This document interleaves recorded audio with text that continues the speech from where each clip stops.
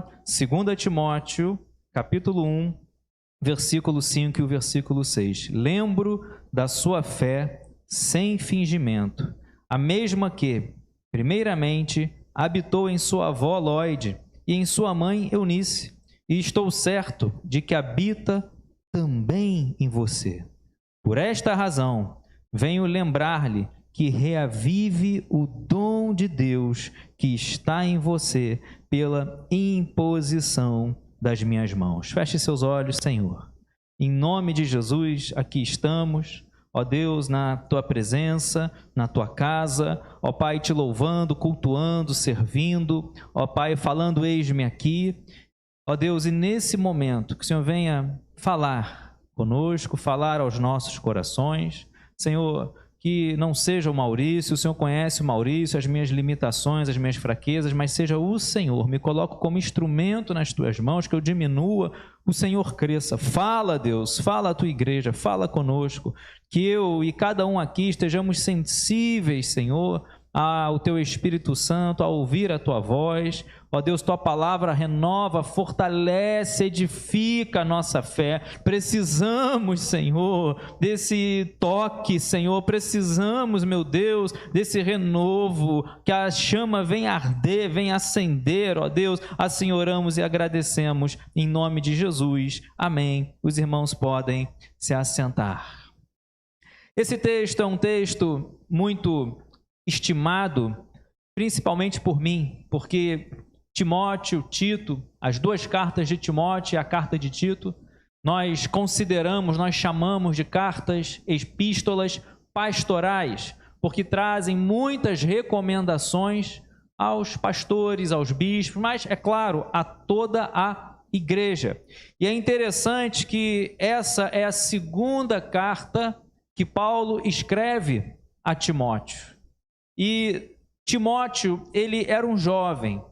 Timóteo, ele tinha uma responsabilidade muito grande de liderar, de representar a liderança, a igreja em Éfeso. E Paulo, ele tem um cuidado, podemos dizer assim, pessoal, um cuidado de orientar Timóteo nessa liderança. E aqui na segunda carta, nós aprendemos pontos fundamentais que Paulo escreve, orienta a Timóteo, e eu quero compartilhar conosco nessa manhã. Ele vai dizer no versículo 3, após a saudação, ele vai dizer, olha, dou graças a Deus, a quem, desde os meus antepassados, sirvo com a consciência limpa. Primeiro ponto, Paulo, ao escrever para Timóteo, ele já fala, olha, Timóteo, eu agradeço a Deus porque eu estou servindo a Deus com a minha consciência limpa, com a minha consciência tranquila. Tem pessoas que até servem a Deus, mas não estão com a consciência leve. Tem algo que ainda está pesado, tem um peso. Até serve a Deus, enfim, faz com amor, faz com carinho, com dedicação, mas ainda tem algo, um peso, ainda não trocou pelo fardo do Senhor. E Jesus fala, olha, é leve. Então nós vemos aqui Paulo dizendo, olha, eu sirvo a Deus, mas a minha consciência está limpa. Sabe por quê?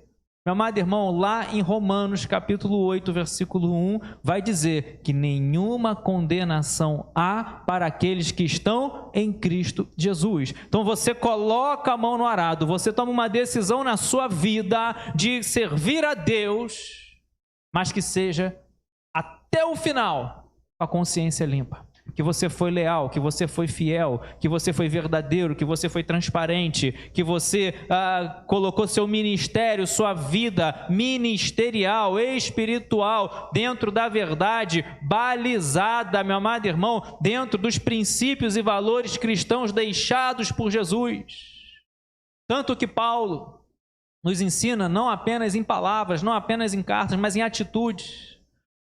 Então ele vai dizer, primeiro ponto, olha Timóteo, eu vou escrevendo essa segunda carta para você, vou trazer orientações, mas a nossa vida ministerial, a nossa vida cristã na igreja, nós não podemos ficar com a consciência pesada. Ah, eu fiz, não sei, para aparecer. Ah, eu fiz por outro motivo. Faça por amor a Deus. Faça em obediência, em fidelidade. Deus procura verdadeiros adoradores que o adorem em espírito e em verdade. E Deus procura os fiéis da terra. Como ficar com a consciência limpa? Sendo sincero diante de Deus. Sendo verdadeiro diante de Deus. Vai errar? Erramos, falhamos, é verdade. Davi errou, falhou, mas para que pudesse voltar a ter a consciência limpa diante de Deus, ele escreve um salmo, ele se arrepende verdadeiramente. Salmo 51. Ele vai trazer ali um verdadeiro quebrantamento. Tenha a consciência limpa. Se você está aqui nessa manhã, talvez, olha, algo, talvez você tenha feito de uma maneira errada, talvez você tenha feito às vezes na igreja, no ministério, talvez está ali tua consciência acusando. Conserta com o Senhor e o Senhor trará, meu amado irmão, a vitória, o livramento, o perdão, e você vai continuar daqui para frente servindo ao Senhor com a sua consciência limpa. E ele diz no versículo 3, porque sem cessar lembro de você nas minhas orações, noite e dia. Vemos que Paulo era um homem de oração. Quando nós olhamos o livro de Atos, como que os discípulos oravam.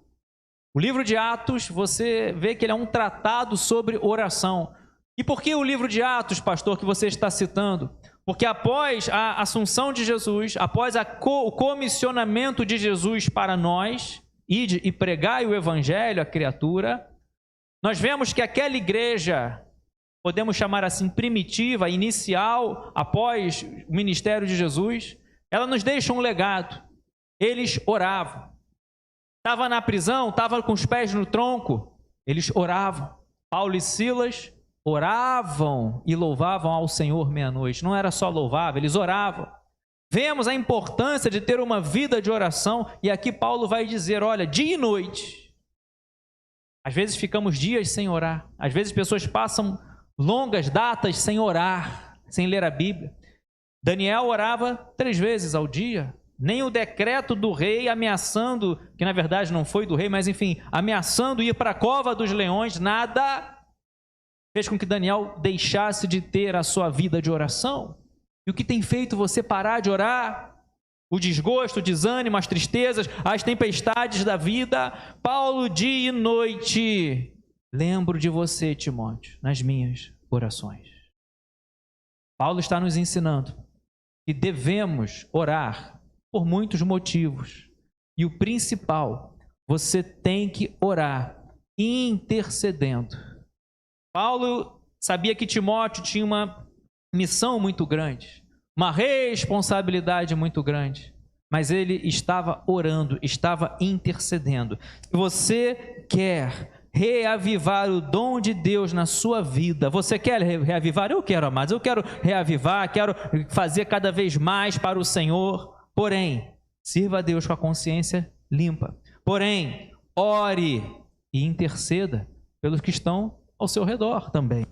Terceiro, ele vai dizer, versículo 4, lembro das suas lágrimas e estou ansioso por ver você, para que eu transborde de alegria. Uma coisa que Paulo vai lembrar, das lágrimas. A Bíblia muito fala de alegria, mas também fala do choro. Na nossa caminhada, na nossa trajetória, muitas vezes derramamos lágrimas no travesseiro, na caminhada, ao acordar, ao deitar. Às vezes uma noite inteira chorando por um filho que você não está tendo mais o mesmo relacionamento. Enfim, por uma luta que você esteja passando. Lágrimas ele vai lembrar. Eu lembro das suas lágrimas, porém, a Bíblia nos orienta que o momento de lágrima, ele é passageiro. Passamos pelo luto, passamos por perdas. Não existe um ser humano que não tenha passado nesse mundo, que não tenha sofrido, que não tenha passado dificuldades, que não tenha derramado uma lágrima. Porém, nós vemos e sabemos que o choro pode durar uma noite, mas a alegria vem ao amanhecer. Talvez hoje na sua mente só tenha passado lágrimas. Talvez hoje você só consegue lembrar de algo, de coisas que só te fazem chorar. Mas lembra que quando semeamos chorando, com lágrimas, você vai ceifar, você vai colher com alegria. Quem está entendendo já pode glorificar. Você vai colher com alegria, porque o nosso Deus, o seu Deus, Ele é especialista em transformar a maldição em bênção, em aquela sentença que lançaram sobre você, sobre a sua vida, sentença de homem, sentença, meu amado irmão, que é falha, só de maldição, de fracasso. Deus transforma em bênção, em multiplicação, e é Ele que fala: eu sou o Deus que faço grandes coisas. Deus é especialista em pegar a tristeza, transformar em alegria, em um novo cântico, em tirar a fraqueza e transformar em força, tirar a timidez e transformar em coragem, tirar a dúvida e transformar em fé. Diga: eis-me aqui para o Senhor. Então Ele vai lembrar das lágrimas e vai falar: olha, se você quer reavivar o dom, não esquece que teve lágrimas. Não esquece que a vida é luta. Mas eu estou ansioso para te ver. Versículo 5, mais um ponto. Lembro da sua fé sem fingimento. A mesma que primeiro habitou em sua avó Lóide e em sua mãe Eunice, estou certo que habita também em você. Como é, ou qual é, a característica principal da sua fé? Se você não precisa responder, mas se você pudesse trazer uma descrição da sua fé hoje, qual seria essa descrição? Ah, pastor, uma fé que rompe montanhas. Ah, uma fé grande, uma fé pequena, uma fé inconsistente. Tu sabe, cada um sabe como está a nossa fé. Só que a fé deles, dessa família, que começa pela avó, olha só a importância, né, de uma família alicerçada na fé. A fé sem fingimento, que começou primeiramente na sua avó, depois na sua mãe, e depois, eu estou certo, Timóteo, que habita em você. Que a nossa fé seja sem fingimento, seja verdadeira, porque a fé, ela é algo interior. É claro que vai trazer as obras, que serão visíveis por todos. Mas a fé verdadeira, a fé genuína, ela precisa ser sem fingimento. E como que eu posso saber, pastor, se a minha fé é sem fingimento? Se eu só tenho fé quando eu estou na igreja? Se eu só tenho fé quando eu estou na reunião de oração com os irmãos? Se eu só tenho fé quando, enfim, como é que você pode saber? Analise, por exemplo, sua vida íntima, sua vida pessoal, quando você está sozinho. Uma vez eu ouvi, e que palavra dura. Quando você está sozinho, aí você revela quem você é, para você mesmo e para Deus. Quando você está sozinho, é que é o momento de você pegar e falar: olha, pecado eu não quero, isso aqui eu não quero. Quando você está sozinho, é que você mostra quem realmente você é. Você vai orar, você tem o desejo de buscar, você tem o desejo de ler a Bíblia. Não é para virar um robô, não é isso não. Não é para virar não é nada disso. Mas é uma fé verdadeira, uma fé natural, uma fé genuína, não uma fé sem fingimento. Muitas vezes as pessoas começam na vida cristã com uma fé verdadeira, primeiro amor, coisa linda. Mas às vezes a rotina, às vezes as lutas, às vezes a rotina, enfim, as liturgias, os processos, às vezes acaba entrando em algo automático que daqui a pouco está fazendo, está agindo, está no contexto, mas não com fé, mas por conveniência, mas por, não sei, já adaptou, já está acostumado, já não consegue ficar mais sem, porém não está fazendo com fé. Cuidado! A nossa fé, em toda a nossa carreira, tem que ser uma fé verdadeira, uma fé sem fingimento. Quando dobra os joelhos para orar, ora com a alma, ora com o coração. Quando pega, lê Bíblia para ler, lê com amor, lê com vontade, lê com fome, fome da palavra, fome de encontrar a Deus, fome de conhecer a Deus, meu amado irmão. E assim a sua fé, nós cremos, ainda que talvez esteja pequenina, mas sendo verdadeira, grandes coisas, grandes milagres acontecem pela fé que você tem em Cristo Jesus, também em nosso Deus. Eu estou certo, eu quero te ver. Enfim, não vou dar a tempo para explorar muito todo o contexto, mas o versículo 6 em diante, ele começa os conselhos. Ele vai dizer: por essa razão, Timóteo, venho lembrar-lhe que reavive o dom de Deus que está em você pela imposição das minhas mãos. Talvez ele já não estivesse tão ávido, talvez ele não estivesse mais tão ativo, talvez Paulo só queria orientar, mas o que era importante, era necessário reavivar o dom de Deus. Se você olhar aqui o capítulo 4, o versículo 14, nós vemos, 1 Timóteo 4, 14, não seja negligente para com o dom que você recebeu, o qual lhe foi dado mediante profecia, com a imposição das mãos do presbitério. A Bíblia muito fala sobre imposição de mãos, shemikat, a imposição de mãos para cura, imposição de mãos para dons, a imposição de mãos para expulsão de demônios, a expulsão de mãos para batismo, enfim, com o Espírito Santo. Várias passagens com shemikat, sobre a imposição de mãos. E aqui nós vemos sobre dons. Aqui nós vemos a importância de não negligenciar o dom que ele tinha recebido. Ele era um jovem, temos muitos jovens aqui hoje. Você recebeu um dom. E muitas vezes as ofertas do mundo, às vezes as dificuldades, as tempestades, a correria do dia a dia, muitas vezes você vai deixando, permitindo essa labareda do dom que Deus te deu e apagando. E ofuscando. Não brilha mais como brilhava, não esquenta mais como esquentava.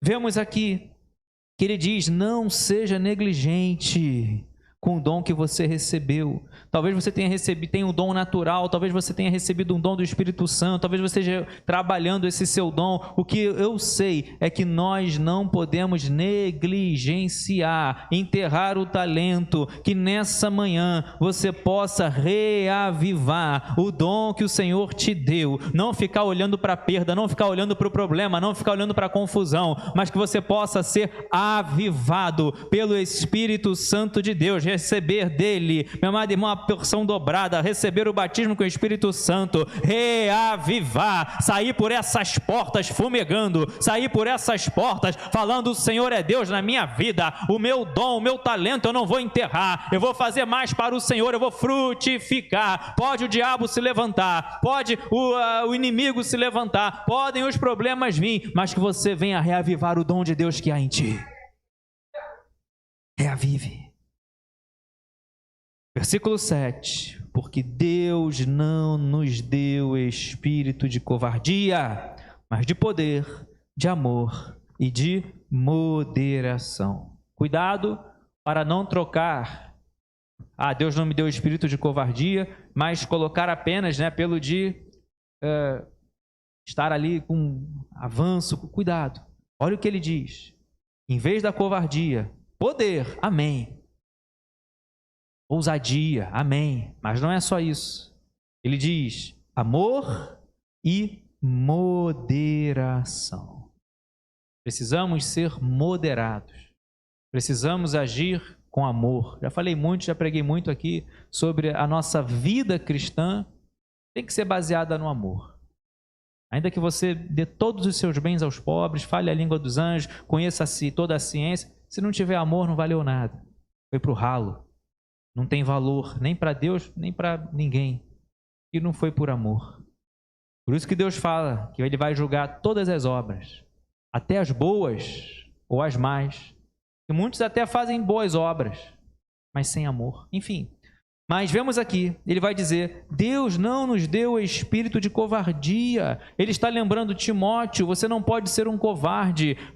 Você que é crente, você que é cristão, você não pode ficar dando espaço à timidez. Os tímidos não herdarão o reino dos céus. Cuidado, vemos aqui o espírito de covardia tem que ser tirado, esse pensamento de que essa preocupação, será que sou eu, será que não sou, será que chegou o meu momento, será que não chegou, como vai ser? Coloca nas mãos do Senhor, porque o espírito de covardia é retirado, ele vai encher com poder, e você vai agir com amor, você vai agir com moderação, e grandes coisas acontecerão através do seu dom, através do seu talento, através do seu propósito, através daquilo que você coloca para fazer na presença do Senhor.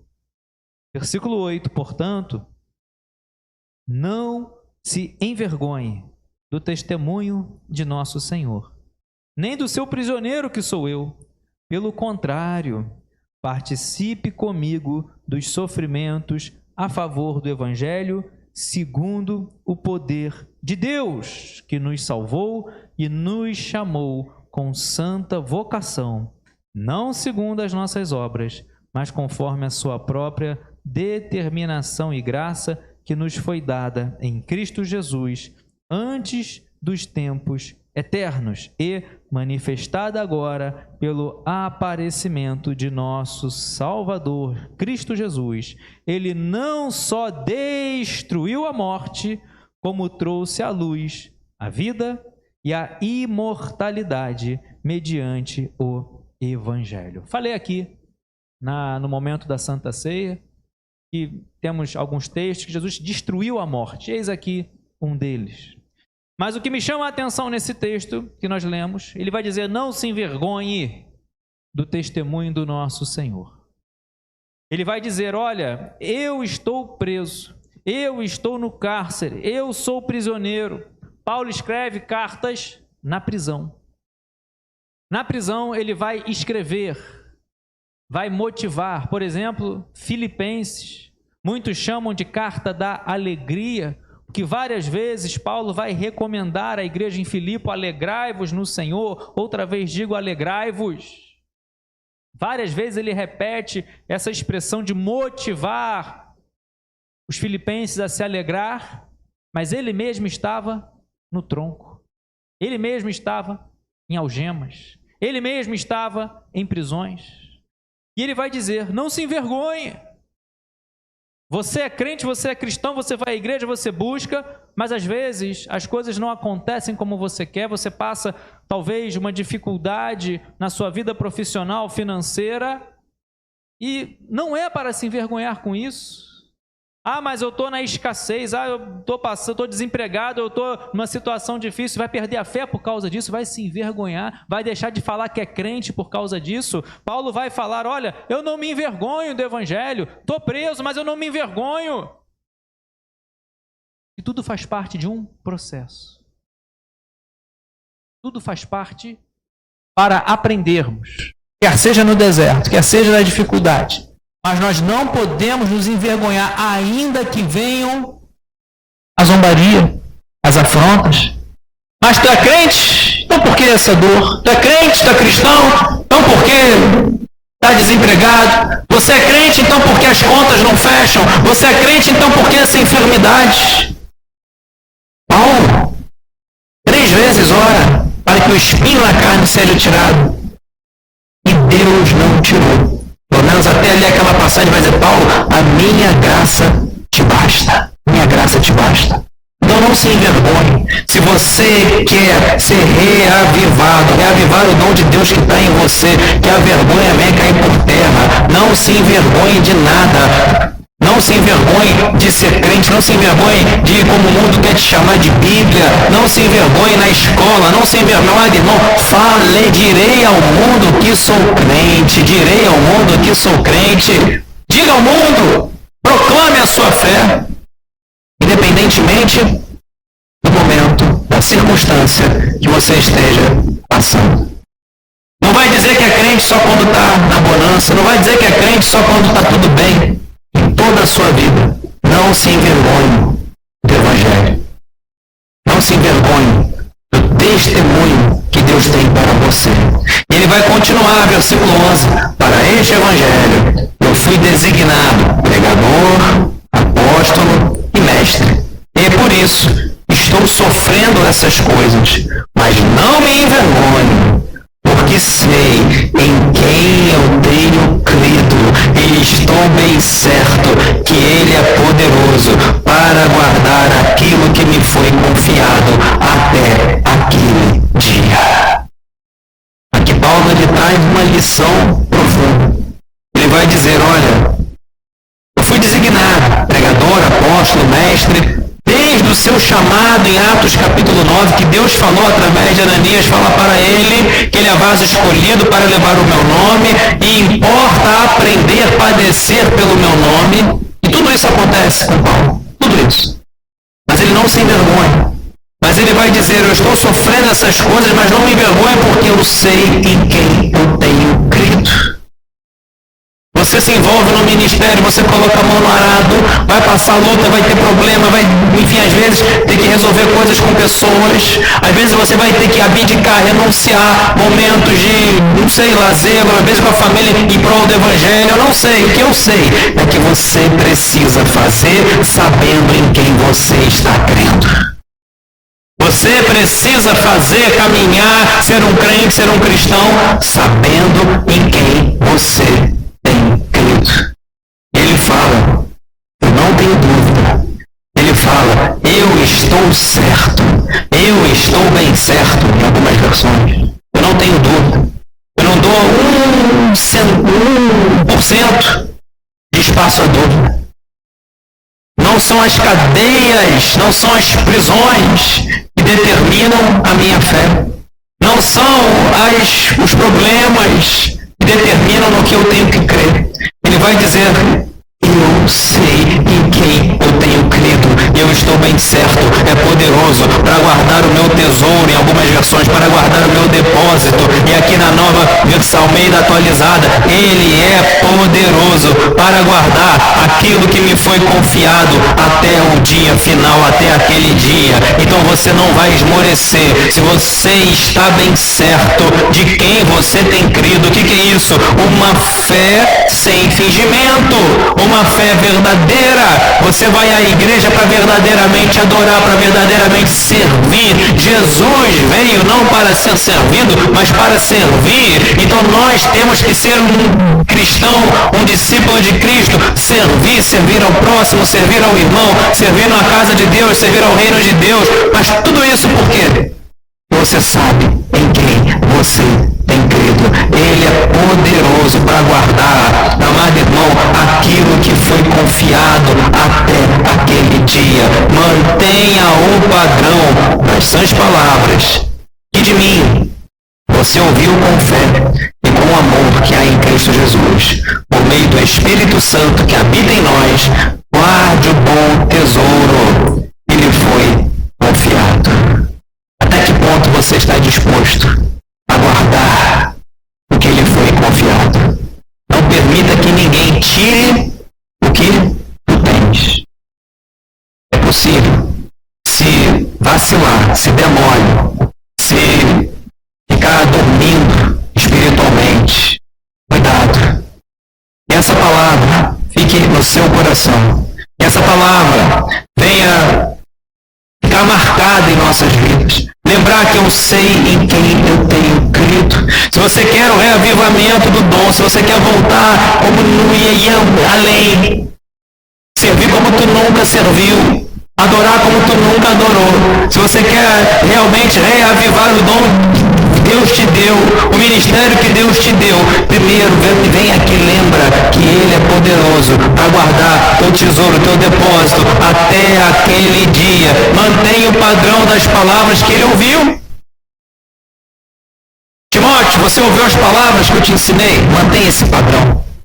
Não dê espaço a outras palavras, não dê espaço a outros ensinamentos. Mantenha o padrão das palavras que você ouviu de mim. Com fé, com amor que é em Cristo e por meio do Espírito Santo que habita em nós, guarda o tesouro que lhe foi confiado.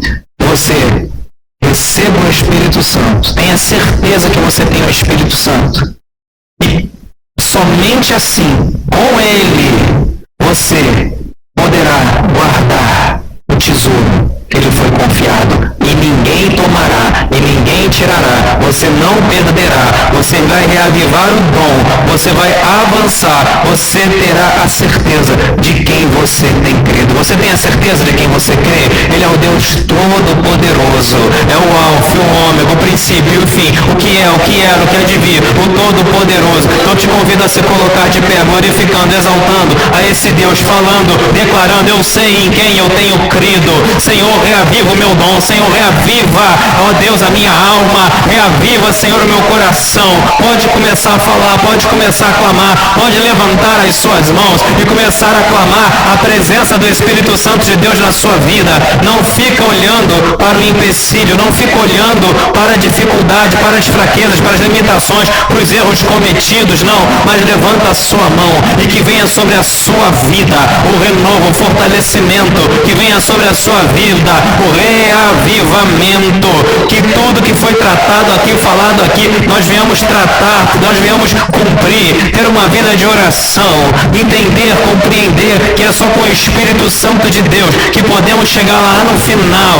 e não se envergonhar, falar: valeu a pena, cada processo, cada lágrima, cada vitória, valeu a pena. E eu ministro na minha vida e na sua vida uma palavra profética, uma palavra de vitória, uma palavra que você vai reavivar esse dom que o Senhor colocou na sua vida, e as tristezas, as mazelas, os problemas não vão te impedir. Pode doer, pode às vezes te fazer parar um breve período, mas você vai se levantar, vai se reerguer, vai lembrar: eu sei em quem eu tenho crido, eu sei em quem eu tenho crido, e não vou ficar para trás.